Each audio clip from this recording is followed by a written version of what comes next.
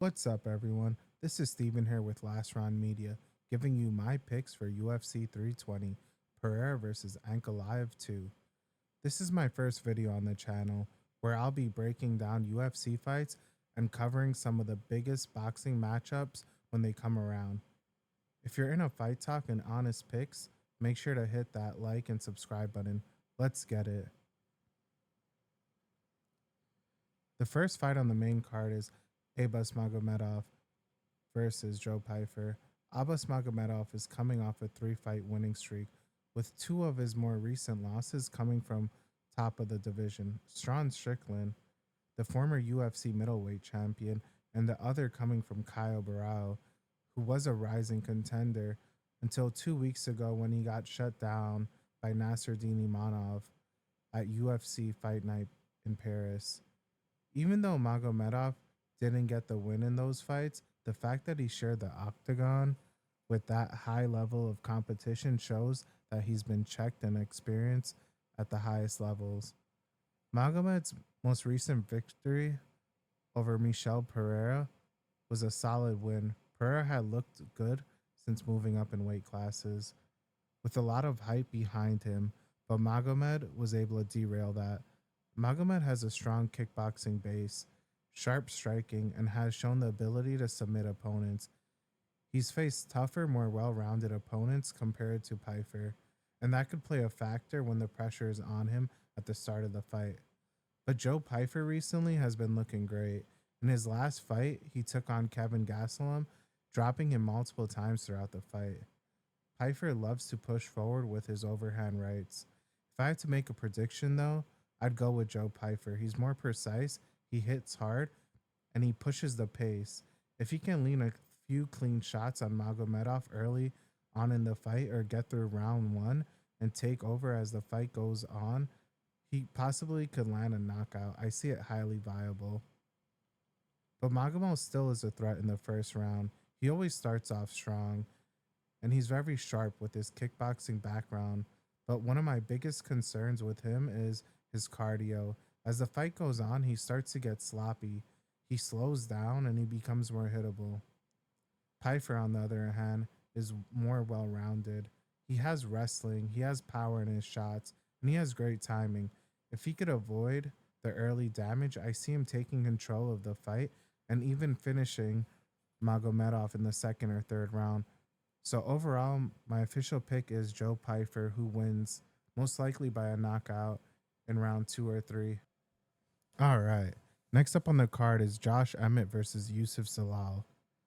So Josh Emmett, he's coming off a loss to Laron Murphy, and I feel like he's definitely not in his prime anymore. He's now 40, but he still hits hard. That over right hand that Josh Emmett throws is always dangerous. His last fight win was against Bryce Mitchell, was a very brutal knockout. And that was almost 2 years ago. Emmett still has power, but I gotta bring up Emmett's fight against Ilia Topuria. He went all 3 rounds with Topuria, who's now currently the number 1 ranked pound for pound. Emmett didn't get finished, so that says something about him. It shows that he has toughness and experience, but he's now fighting Zalal. And I've been leaning all week towards Zalal on this one. Zalal's been looking sharp lately. He's currently on a 4-fight win streak. He's fast, he has great footwork. He throws clean jabs and mixes in some grappling. He actually got a few submission wins recently, which I don't think people talk about enough. The only thing with Zalal is he hasn't knocked anyone out in the UFC yet.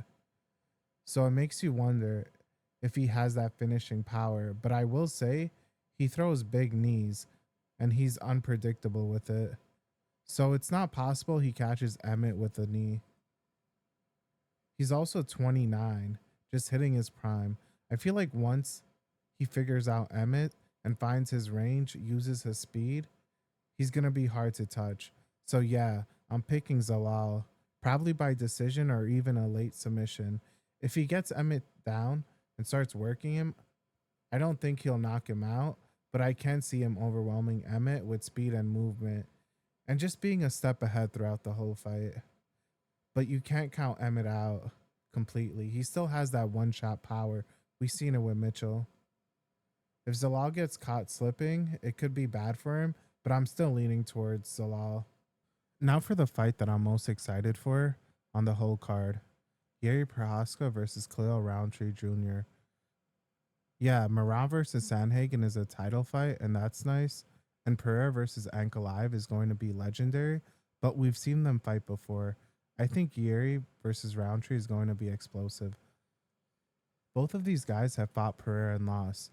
They both fought Jamal Hill and won, which makes this matchup more interesting. I went back and I compared how they did against Pereira and Hill. Yuri's just wild. He's like a samurai. His movement is very unpredictable.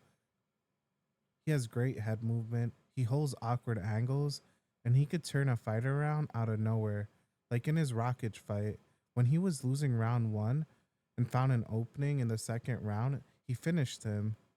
He's dangerous, whether he's losing the fight or the round. Now, Rountree, on the other hand, has great Muay Thai and throws real power, especially in the clinch. What impressed me the most was how he handled Pereira.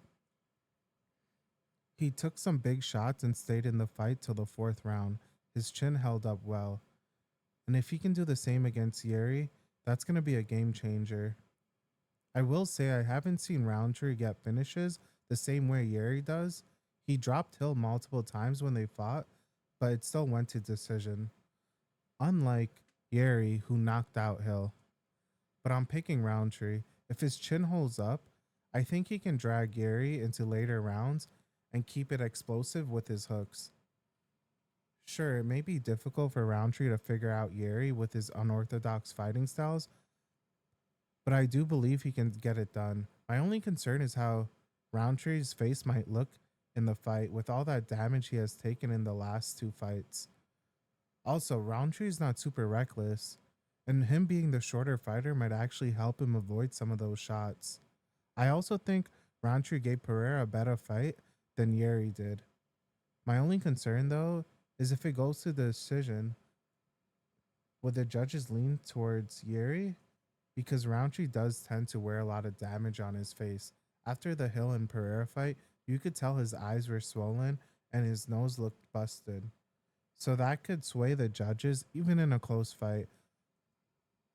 But overall, I think Rountree will win. And for anyone that's betting, I would stay away from the money line because this is truly a 50-50 fight. I'd say the safest play is probably betting over 1.5 rounds. Now we're at the co-main event. Merab Dvalishvili versus Cory Sandhagen. This one's for the bantamweight belt. I'm going with Merab the Machine. I just think Merab's going to be too much for Sandhagen. His wrestling, his pace, his cardio, it's just nonstop. He's going to overwhelm Sandhagen and tire him out. I can see Sandhagen landing some good shots here and there. He's got clean striking and good movement, but I don't see him stopping Merab. I don't think he can keep Merab off for 5 rounds. Merab would constantly come at him for takedowns and control him throughout the fight. And people forget, Merab's not just a wrestler. He landed a few nice shots against O'Malley and Umar when they fought. To conclude, I think Merab's going to do what Merab does best. Constant takedowns, wrestle, drown Sandhagen with pressure, and grind out a decision. It's just going to be dominant performance by Merab. Alright, main event time. Alex Pereira versus Magomed Ankalaev 2. So first off, Ankalaev is 33 and Pereira is 38. That's something to keep in mind. Pereira is the same age as John Jones, who recently retired.